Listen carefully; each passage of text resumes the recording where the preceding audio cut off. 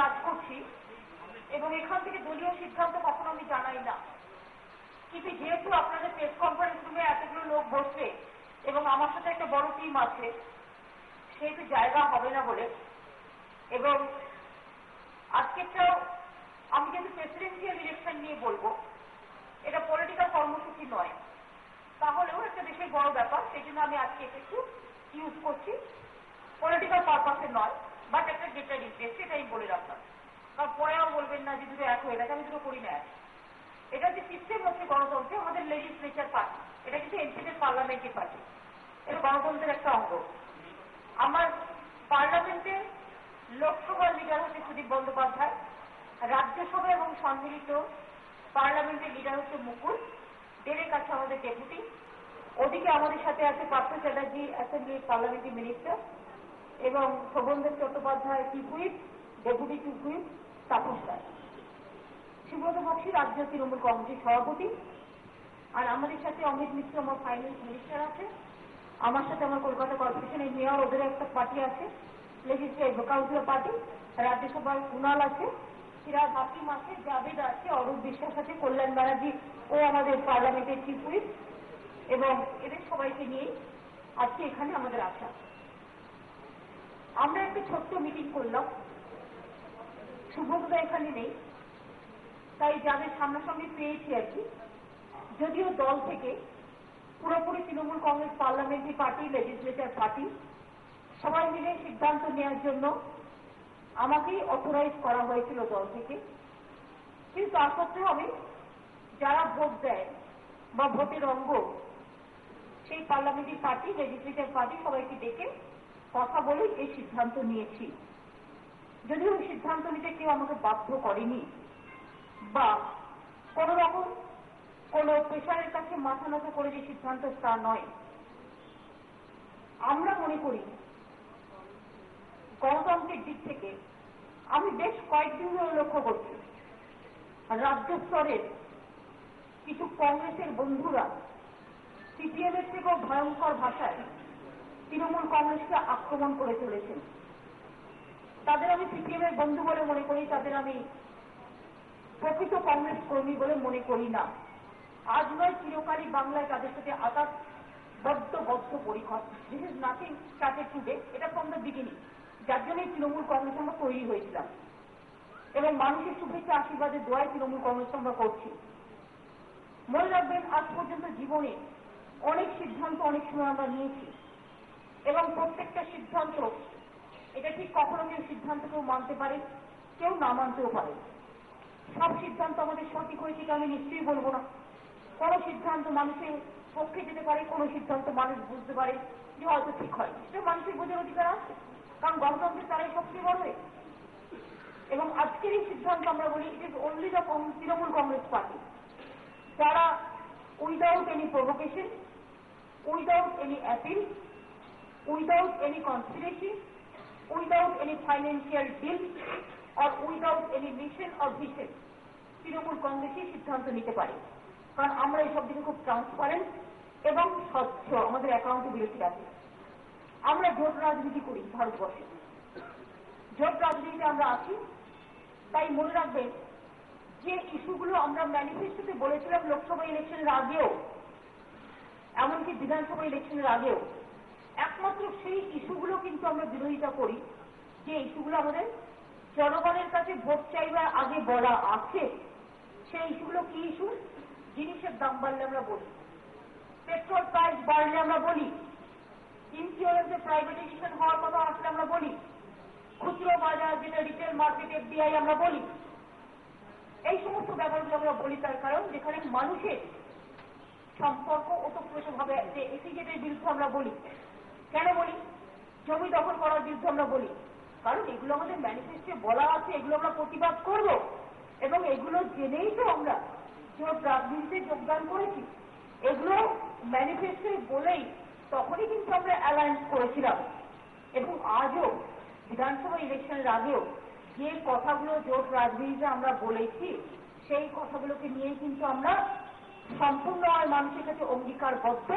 একটাও ইস্যু থেকে আমরা ডিভিয়েট করিনি এবং করব না। আমরা ইস্যু ভিত্তিক প্রতিবাদ করি। ইস্যু ভিত্তিক লড়াই করি, কিন্তু সেটা মানে এ নয় বার্গেনিং করা বা ব্ল্যাকমেলিং করা। ইস্যু ভিত্তিক আমরা প্রতিবাদ করি, কারণ এটা জনগণের কাছে আমাদের কমিটমেন্ট, এটা আমরা আগামী দিনেও করব। কিন্তু পার্সোনাল ব্যাপারে বা কোনো দিন কখনো আমরা কোনোদিন করিনি রাজনীতি কারোর সাথে, কোনোদিন করবো না। এখন আপনারা আমায় জিজ্ঞেস করতে পারেন রাষ্ট্রপতি ইলেকশন নিয়ে আপনাদের কি স্ট্যান্ড, সামনে হচ্ছে রাষ্ট্রপতি ইলেকশন। আমি আপনাদের এটা বলবার জন্য এসেছি, এটা আমাদের সর্বসম্মত সিদ্ধান্ত যে আমরা চেয়েছিলাম এপিজে কালাম রাষ্ট্রপতিজি হোক, এবং আমরা মনে প্রাণে চাইনি শুধু তিনি বলে তার পক্ষেই আমরা সমস্ত কাজই করতাম, কিন্তু তিনি কন্টেস্ট করেননি। এই সব রাজনৈতিক অসহযোগিতার জন্য অনেক রাজনৈতিক দল তাকে মেনে নিতে পারেনি, তাকে সমর্থন করেনি। এটা দুর্ভাগ্য আমাদের যে তার মতো মানুষকে আমরা করতে পারলাম না। এখন আমার সেকেন্ড অপশন কি? সেকেন্ড অপশন হচ্ছে দুজন মাত্র দাঁড়িয়েছে। একজন দাঁড়িয়েছেন ইউপিএ প্রার্থী হিসেবে প্রণব মুখার্জি, আর একজন দাঁড়িয়েছেন এনডিএ প্রার্থী হিসেবে। এনডিএও নয়, বিজেপি এবং অন্যান্য দলের কয়েকটা দলের সেখানেও বিভক্ত হয়ে আছে, সেখানেও নানা মনির নানা মত আছে। যেমন এই ইলেকশনটাকে কেন্দ্র করে ইউপিএর মধ্যেও অনেকে অনেক রকম আলোচনা না করে করাতে যে ফল হয়েছে, তেমনি আবার বিরোধী দলের মধ্যেও একটা ভাঙন হয়েছে। এমনকি এই ইলেকশনটাকে কেন্দ্র করে অনলি ইলেকশন বামফ্রন্টের মধ্যেও ভাঙন হয়েছে, আরএসপি সিপিআই তারা সাপোর্ট করছে না। দুই হচ্ছে ইউপিএর মধ্যেও হয়েছে, আমরা তো সাপোর্ট করিনি ক্যান্ডিডেটকে, এবং আমাদের মধ্যে আরো অনেকে আছে। তিন হচ্ছে এনডিএর মধ্যেও ভাঙন হয়েছে, তাদের মধ্যেও অনেকে। সুতরাং একটা ইলেকশনকে কেন্দ্র করে তিনটে জায়গাতেই কিন্তু ভাঙন হয়েছে। তা সত্ত্বেও এই সিদ্ধান্ত নেওয়া খুব কঠিন। একটা সিদ্ধান্ত হতে পারত, আপনারা আমার কাছে এবার যদি জিজ্ঞেস করেন দুটো সিদ্ধান্ত, আমাদের দুটো অপশন আছে। অপশনটাকে তিনটে অপশন। এক হচ্ছে ভোট না দেওয়া, দুই হচ্ছে ভোট দিলে কাকে দেবো, দুটো অপশন আছে। এক হচ্ছে ভোট না দেওয়া অ্যাবস্টেন করা, আর দুই হচ্ছে ভোট দিলে ভোটটা কাকে দেবো। এই হবে। আমি মনে করি আমার কোনো সিদ্ধান্ত পছন্দ নাও হতে পারে, কিন্তু আমার গ্রেটার ইন্টারেস্টে ভোট না দিলে কি হবে, আমাদের প্রায় 50,000 ভোট আছে। তার কারণ হচ্ছে প্রেসিডেন্ট ইলেকশনে মনে রাখবেন আমাদের পার্টি স্ট্রেংথ, বাংলা ছাড়াও মণিপুরে এবং অরুণাচলে আমাদের 7 জন করে এমএলএ আছে, 6 জন করে, এবং আমরা মেন অপোজিশন পার্টি মণিপুর এবং অরুণাচলে। আসামেও আমাদের এমএলএ আছে এবং আমাদের উত্তরপ্রদেশেও আছে। সুতরাং যা সিদ্ধান্ত নেব আমরা একসাথেই নেব। সুতরাং তৃণমূল কংগ্রেস কিন্তু সেকেন্ড লার্জেস্ট পার্লামেন্টে ইউপি অ্যালায়েন্স, এটা মাথায় রাখতে হবে। এবং তাই যদি ভোট না দিই তাহলেও কিন্তু অ্যাবস্টেন্ট করলেও 50,000 ভোট প্রণব মুখার্জির প্লাস হবে। যদি আমি ভোট দিই 1 লক্ষ ভোট প্লাস হবে। মাইনাস প্লাসে অঙ্কে এটাই বলে। সুতরাং ভোট না দিলেও সেটা প্লাস হবে, ভোট দিলে তো প্লাস হবে। সুতরাং এই জন্যই সিদ্ধান্তটা নেওয়া, কারো কাছে রিকোয়েস্ট নেওয়া না নেওয়া। এটা রাষ্ট্রপতি ইলেকশন, ভারতবর্ষের সর্বোচ্চ ইলেকশন, এবং আমি মনে করি এখানে ভোট না দিয়ে ভোট নষ্ট করাটা ঠিক নয়। তাই আমরা প্রণব মুখার্জিকে ভোট দেবো বলে সিদ্ধান্ত নিয়েছি, এবং এই সিদ্ধান্ত নিতে আমাদের কষ্ট হয়েছে। আমরা যে খুব মন থেকে মেনে সিদ্ধান্ত নিচ্ছি তা নয়, কিন্তু আমাদের কোনো অপশন নেই। এপিজে কালাম থাকলে তাকে আমাদের ভোট দিতে হতো, কিন্তু তিনি নেই, আমার কোনো অপশন আমার হাতে নেই। কাজে এই অবস্থার মধ্যে ভোট নষ্ট করার থেকে আমি যদি ভোট না দিই সেটাও প্লাস হবে। কিন্তু ভোট না দিলে অনেকে বলতে পারে যে গণতন্ত্রে তোমরা ভোট না দিলে মানুষকে কি করে অ্যাপিল করবে যে আপনি ভোটটা দিন। একটা ভোটের দাম অনেক বেশি। মানুষের কথা চিন্তা করে, জনগণের কথা চিন্তা করে, ডেমোক্রেসির কথা চিন্তা করে এই সিদ্ধান্ত আমরা নিয়েছি। জোট রাজনীতির বাধ্যবাধকতা থেকে কাউকে সন্তুষ্ট করার জন্য বা খুব হাসি খুশি ভাবে এই সিদ্ধান্ত নিয়েছি তা নয়। এই সিদ্ধান্ত কঠোর সিদ্ধান্ত। এই সিদ্ধান্ত নিতে গিয়ে আমরা যদি সবাই হাসতে পারতাম আরো খুশি হতাম। আমরা হাসতেও পারছি না, তার কারণ কোথাও একটা দুঃখ কিন্তু আমাদের মধ্যে কাজ করেছে। কিন্তু কোথাও মানুষের স্বার্থে, রাজ্যের স্বার্থে, জনগণের স্বার্থে, বৃহৎ গণতন্ত্রের স্বার্থে সিদ্ধান্ত নিতে হতে পারে। তাই এই সিদ্ধান্তটা আমরা নিয়েছি। Vice President will decide later on. There is a time is there. So we are not contesting. Even Krishna Basu should have been a good choice. So, but for the greater interest, we are not contesting. And Prime Minister also requested me to support Ansar Iji. That's what we have decided.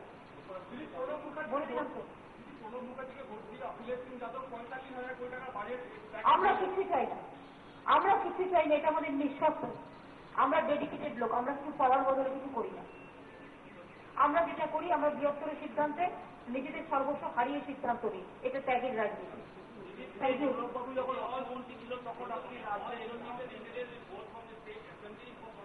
হ্যাঁ, এটা আমাদের বেঙ্গলে, কারণ হচ্ছে আমাদের 21শে জুলাই আছে, আপনাদের বুঝতে হবে। 21শে জুলাইয়ের আগে আমরা সবাই এখানে থাকি।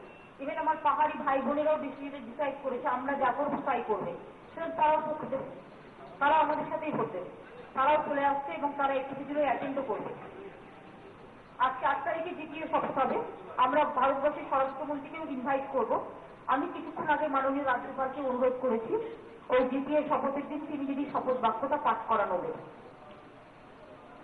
একটা প্রশ্ন করি, অর্থমন্ত্রী থাকাকালীন রাজ্যের আর্থিক সংকট থেকে রাজ্যকে বার করে আনতে উনি সহযোগিতার হাত বাড়িয়ে দেননি, এটা অভিযোগ সরকারের পক্ষ থেকে করা হয়েছে। সে যিনি সাহায্যের হাত বাড়িয়ে দেননি, অসহযোগিতা করেছেন, আজকে তাকে যখন সমর্থন করছেন, এটার ব্যাখ্যা কিভাবে দেবেন? আমরা ইন্ডিভিজুয়াল কোনো সমর্থন করছি না, আমরা এটা করছি জোট রাজনীতিতে আমাদের দায়বদ্ধতা আছে, আর আমার কোনো অপশন নেই। এক হতে পারতো আমি ভোট না দিতাম, তাতে কিন্তু প্লাসই হতো। তো ভোট না দিয়ে যদি আমার 50,000 প্লাস হয়, আমি ভোটটা দিয়েই প্লাস করবো। তবু তো আমি একটা সর্বোচ্চ জায়গায় ভোট দিচ্ছি।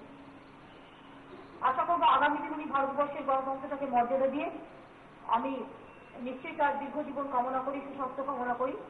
শুনুন, forget the old part, old chapter, যা হয়েছে হয়েছে, সবাই জানেন, আপনারাও জানেন, আমরাও জানি।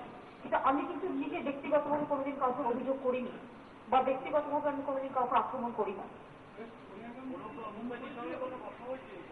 না, আমার সাথে কথা হয়। আপনারা তো জানেন, আমি তো বললাম এই রাজনীতিটা আমরাই করতে পারি, অন্য কেউ নয়। মানুষের দিকে তাকিয়ে কখনো কখনো ভবিষ্যতের সিদ্ধান্ত আমাদের নিতে হয়। প্রধানমন্ত্রীর সাথে আমার কথা হয়েছে নিশ্চয়ই, 2-3 দিন আগেও হয়েছে। সোনিয়াজির সাথে আমার একটু কথা হয়েছে 2-1 দিনের মধ্যে, কথা মানে ফোনে টোনে হয়েছে। আর প্রধানমন্ত্রীর সাথে আমার আজকেও কথা হয়েছে, আমি সিদ্ধান্তটা জানিয়েছি ওনাকে।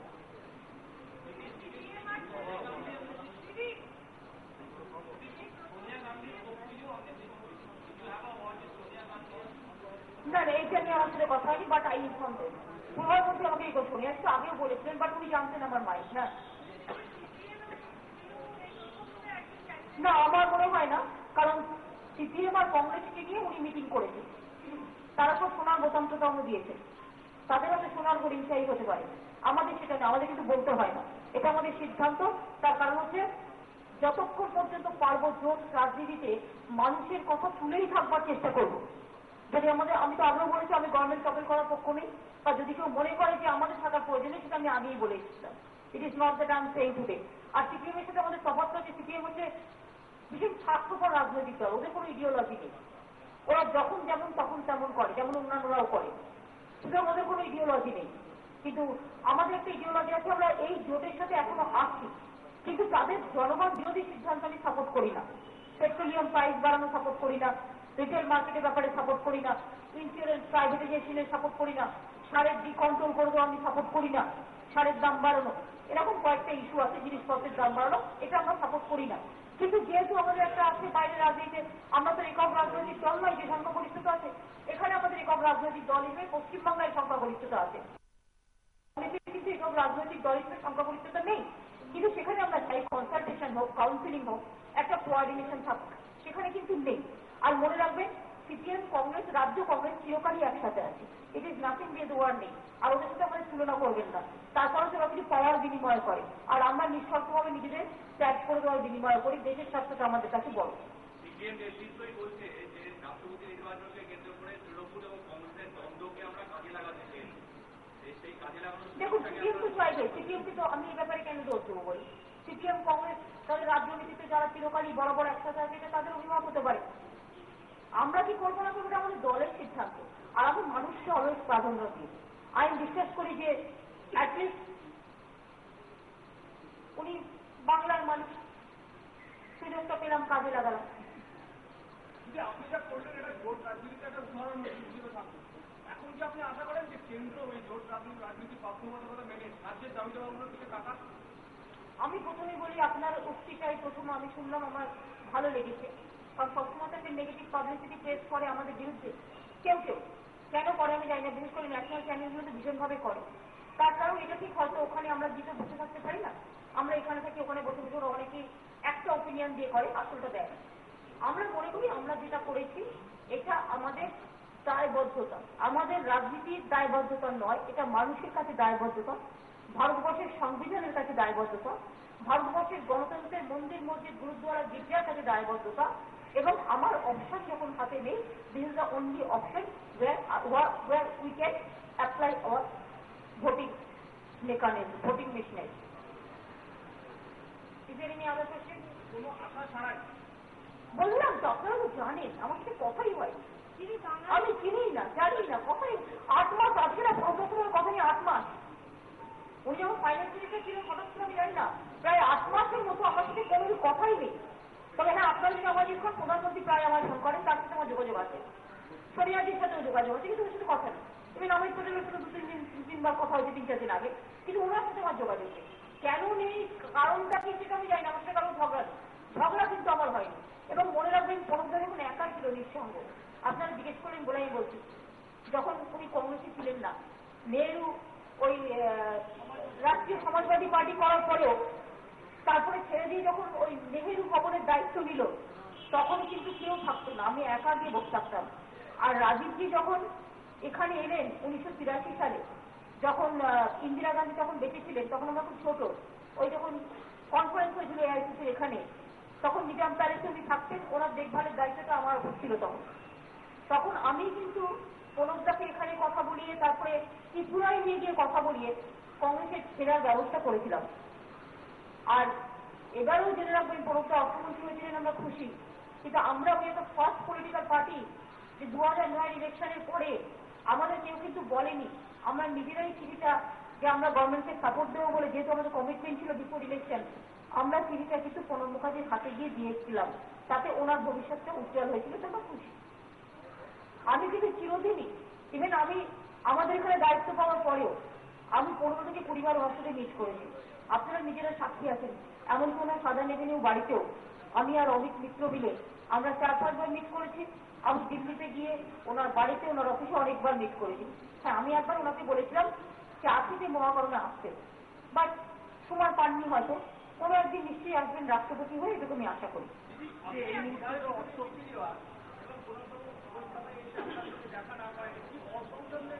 না, আজ ফরগেট, আমি বলছি ফরগেট দ্য ওল্ড চ্যাপ্টার, যা হয়েছে হয়েছে। আমি আর এই ব্যাপারটাকে নিয়ে তিক্ততায় যেতে চাই না। আমরা সবাই ভোট দেবো, উনি রাষ্ট্রপতি হোক, উনি সুস্থ থাকুন, দীর্ঘজীবন কামনা করছি, ভালো করে মানুষের জন্য পাহাড়ারা হিসেবে থাকুন, এটা আমি চাই। আর কিছু আমার চাইবার নেই।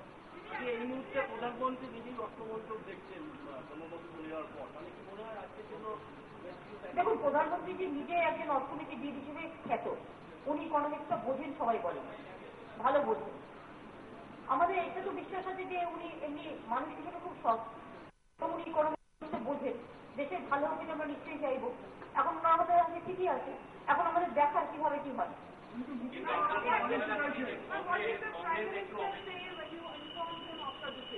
He is very happy because today also he told me that Mamtaji, may I tell you to support. So উনি যেরকম বলেন আর কি, I will be happy to know that our party decided to support him. Though we don't want anything. Trinamool কংগ্রেসের সিদ্ধান্ত অপেক্ষা না করে কংগ্রেস একটু কড়ি কি আক্রমণাত্মক অবস্থান নিয়েছিল এই রাজ্যে? না, ওরা তো প্রথম দিন থেকেই করছে, ওরা কি করছে এটা ওদের ব্যাপার। তার কারণ হচ্ছে বেঙ্গলের যদিও দেয়ার নন এন্টিটি, এবং কি করতে পারি আমি, এই জন্যই তৃণমূল কংগ্রেস তৈরি হয়েছিল, ওরা সিপিএম এর সাথে আছে বলে। নতুন করে বলার তো কিছু নেই, প্রতিদিন যে ভাষায় কথা বলছে, যেভাবে কথা বলছে। আজকে বলুন তো, আপনারা তো বাংলায় সবাই আছেন, ন্যাশনাল চ্যানেল থেকে শুরু করে রিজিওনাল চ্যানেল, লোকাল চ্যানেল, কোনোদিন ব্যক্তিগতভাবে কংগ্রেসের কোনো নেতৃবৃন্দের সম্বন্ধে আমরা কেউ বলেছি? কিন্তু এরা যে ভাষায় কথা বলছে, যে ল্যাঙ্গুয়েজে কথা বলছে, যেভাবে কথা বলছে, is it fare for Democratic system? আমরা একটা আলাদা পলিটিক্যাল পার্টি, মিনিমাম মর্যাদা একটা পলিটিক্যাল পার্টি আর একটা পলিটিক্যাল পার্টির কাছে আশা করতে পারি। তবে আমি ওদের খুব একটা করি না, তার কারণ আমি জানি ওরা চিরকালই সিপিএম এর বন্ধু ছিল, আছে এবং থাকবে। রাজ্যে কংগ্রেসের সাথে আমাদের সম্পর্ক খুব কম। হ্যাঁ, দিল্লিতে যতদিন আসছে পলিটিক্সে থাকবে, বাট সোনিয়াজির সাথে আমার একটা ব্যক্তি রিলেশন আছে, আজকে নয় দীর্ঘদিন ধরে। প্রধানমন্ত্রী অ্যাজ এ ইন্ডিভিজুয়াল পার্সন ভালোবাসি, কিছু কিছু ওদের মধ্যে আছে যাদের সাথে আমাদের গুড রিলেশন আসছে নয় দীর্ঘদিন ধরে, সে ওই পলিটিক্যাল পার্টির সাথে আমার আছে। আপনাদের বুঝতে হবে, আমিও 23-24 পার্লামেন্টে এমপি ছিলাম, কাজে ওই চিফ মিনিস্টারকে চিনি, all MPs চিনি, all political party কে চিনি, এবং I maintain the best relation with so many other political party also.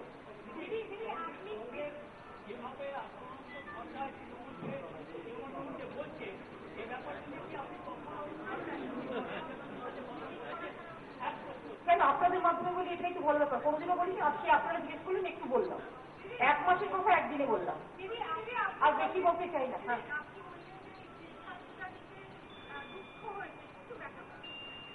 আমরা বলছি তো, একটা মানুষ শেষে সিদ্ধান্ত নেয়, মন থেকে মেনে নেয়, আর কখনো আমাদের বাধ্যবাধকতা আছে, কিন্তু বাধ্যবাধকতা মানুষের রাজনীতি করতে গেলে মানুষকে প্রায়োরিটি দিয়ে করতেই হয়।